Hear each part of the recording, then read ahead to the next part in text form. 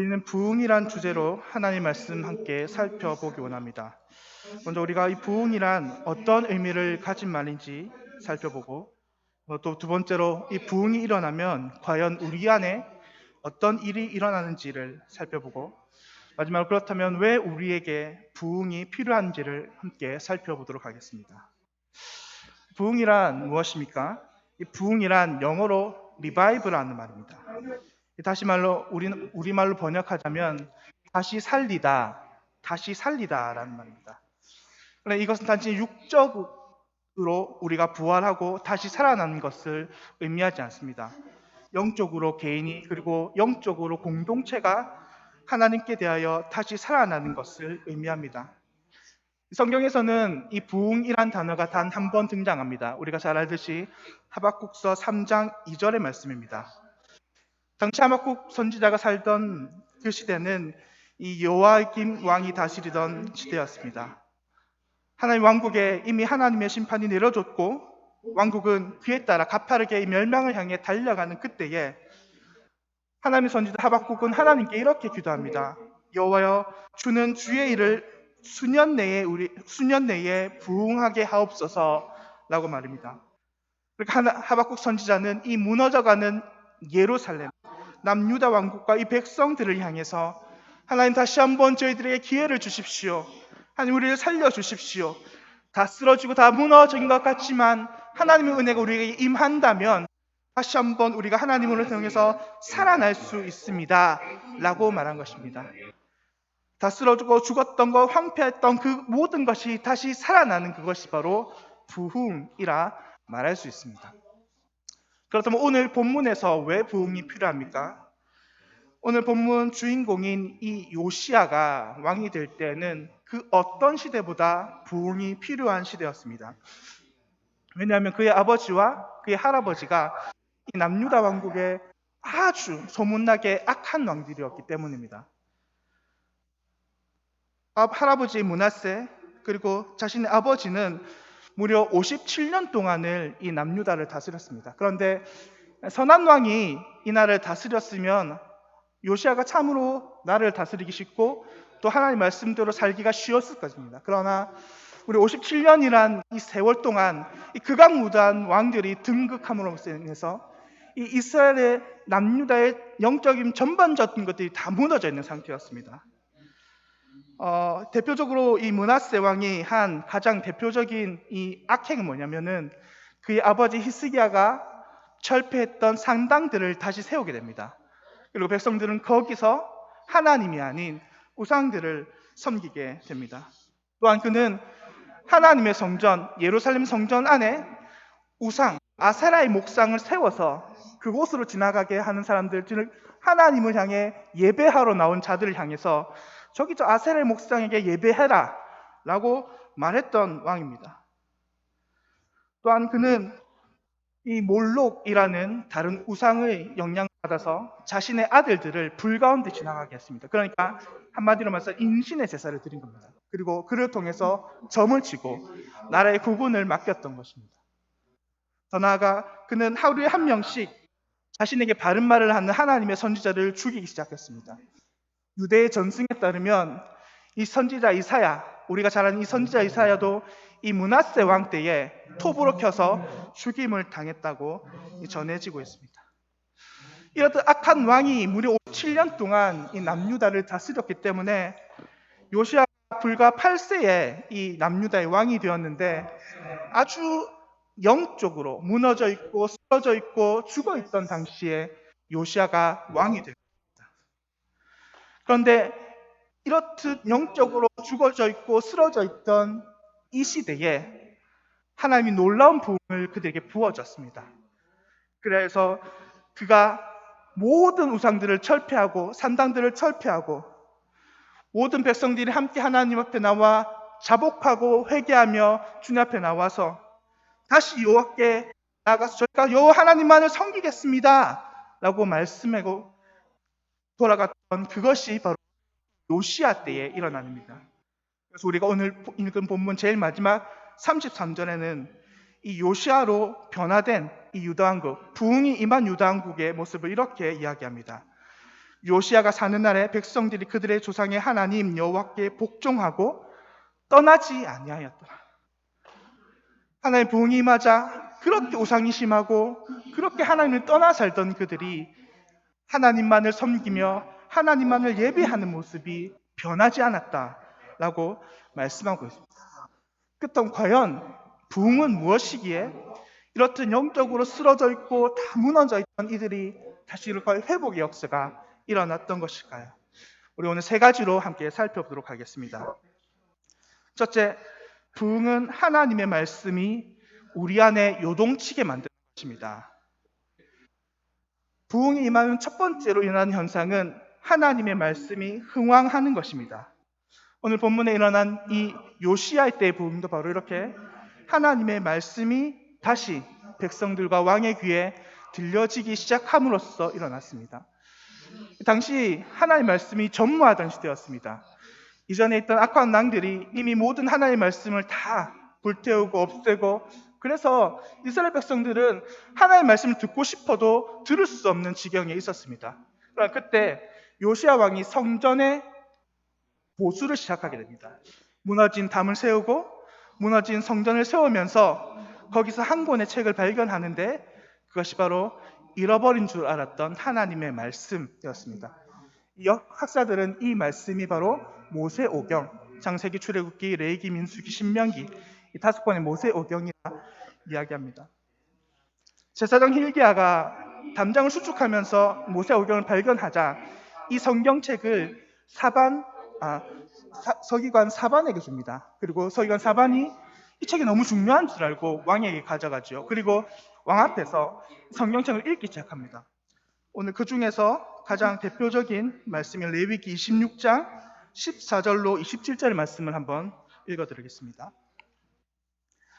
그러나 너희가 내게 청종하지 아니하여 이 모든 명령을 준행하지 아니하며 내 규례를 멸시하며 내 마음에 내 법도를 싫어하여 내 모든 계명을 준행하지 아니하며 내 언약을 배반할진대 내가 이같이 너희에게 행하리니 곧 내가 너희에게 놀라운 재앙을 내려 폐병과 열병으로 눈이 어둡고 생명이 쇠하게 할 것이요 너희가 파종한 것은 헛되리니 너희의 대적이 그것을 먹을 것이며 내가 너희를 치리니 너희가 너희의 대적에서 패할 것이요 너희를 미워하는 자가 너희를 다스릴 것이며 너희는 쫓는 자가 없어도 도망하리라. 우리가 이 말씀을 들었다면 아 그렇구나 하고 넘어갔을 수도 있었는데 하나님의 부흥이 임한 그때 선한 왕 요시야의 마음에 이 하나님 말씀이 들려지자 요시야의 마음 가운데 하나님 말씀을 해서 그 말씀이 요동치기 시작합니다. 그래서 그는 이 들은 말씀을 어찌 주체할 수 없어 그의 옷을 찢습니다. 그것이 역대하 34장 18절 19절의 말입니다. 사반이 왕 앞에서 그것을 읽음에 왕이 율법의 말씀을 듣자 곧 자기 옷을 찢더라. 들려지는 이 말씀이 지금 자신의 왕국의 상황과 너무나 똑같은 것입니다. 자신의 백성들은 이미 하나님을 떠나 있고 하나님 율법의 말씀은 땅에 떨어져 있고 그 백성들의 삶은 이미 피폐하게 우상에 찌들려진 그런 삶을 살아가는 그 모습 가운데에 너무 적나라하게 이 말씀과 오버랩되기 시작하자 그 이후의 말씀이 요시야 왕의 마음한테 너무나 두려움을 일으켰던 것입니다. 너희가 전염병으로 죽을 것이고 너희가 이방 나라에 압제를 당할 것이며 이방 나라에 끌려갈 것이다.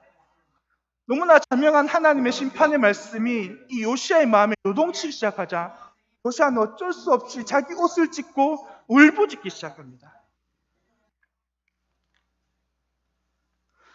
이처럼 하나님의 말씀은 하나님의 부흥은 하나님의 말씀이 그의 백성들에게 들려지기 시작하면서 이루어진 것입니다.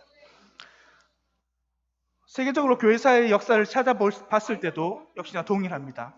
미국에서 있었던 대각성 부흥의 이 시발점이 된 것은 이 조나단 에드워드 목사님이 말한 이 설교인 진노하는 하나님의 손 안에 있는 죄인들이란 말씀으로 시작됐습니다.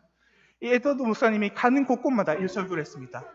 하나님의 심판이 이미 우리 앞에 놓여 있습니다 라고 이야기하자 사람들이 에드워드 목사님 말씀이 끝나기도 전에 자복하며 우리 제발 좀 기도합시다. 하나님, 목사님 더 이상 설교를 들을 수 없습니다. 제발 좀 우리 기도합시다 라고 이야기했던 것입니다.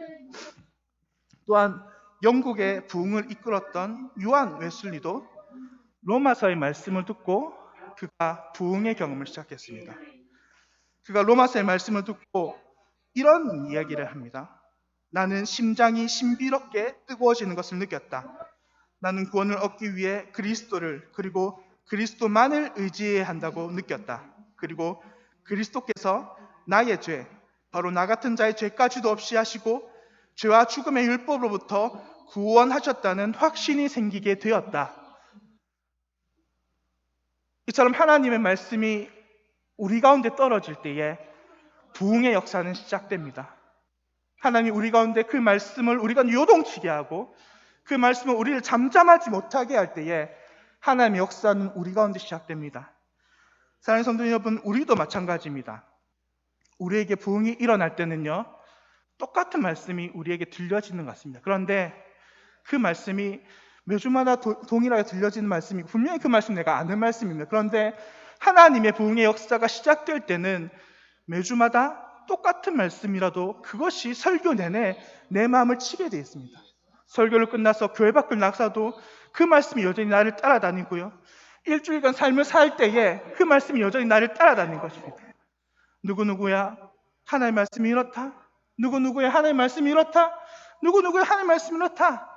그 말씀이 나를 떠나지 않고 계속해서 성령께서 내 마음 가운데 그 말씀을 부어주시고 내 마음 가운데 그 성경의 말씀을 요동치게 하심으로 내가 하나님의 말씀대로 살도록, 내가 하나님의 말씀의 사람이 되도록 그렇게 임하는 것입니다. 부흥이 임하면 이렇게 첫 번째로 우리 가운데 하나님의 말씀이 우리 가운데 요동치기 시작합니다. 둘째, 부흥은 우리에게 상하고 통회하는 마음으로 기도하게 합니다. 두 번째로 일어나는 현상은 이 부흥이 우리에게 일어난다면 우리는 이 너무나 연약해지고 상한 마음이 되어서 하나님 앞에 기도하게 된다는 것입니다. 요시야에게 나타난 두 번째 영상도 바로 상하고 통회하는 마음으로 하나님께 부르짖기 시작한 것입니다. 오늘 본문 27절의 말씀입니다. 내가 듣고 마음이 연약하여 하나님 앞 곧 내 앞에서 겸손하여 옷을 찢고 통곡하였으므로 나도 내 말을 들었노라 여호와가 말하였느니라. 여기서 하나님은 네가 겸손하여 옷을 찢고 통곡하였으므로 나도 너의 말, 내가 너의 기도를 들었다라고 말씀하는 것입니다.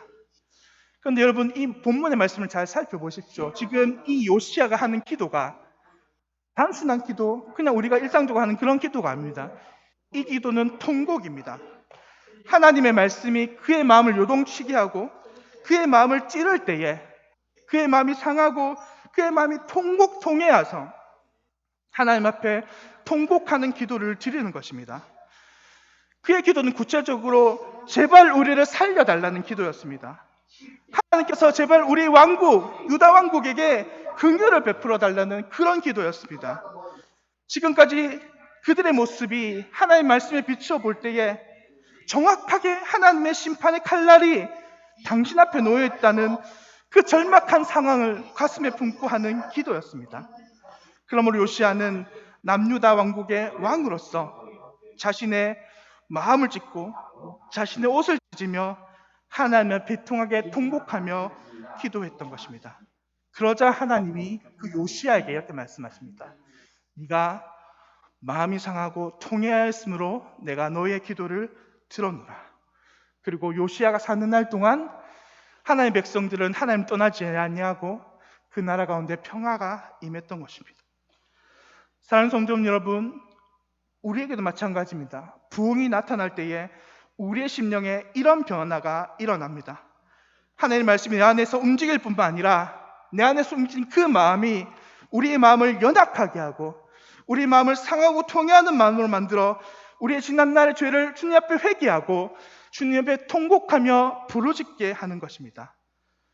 그런데 이 기도의 특징이 하나 있습니다.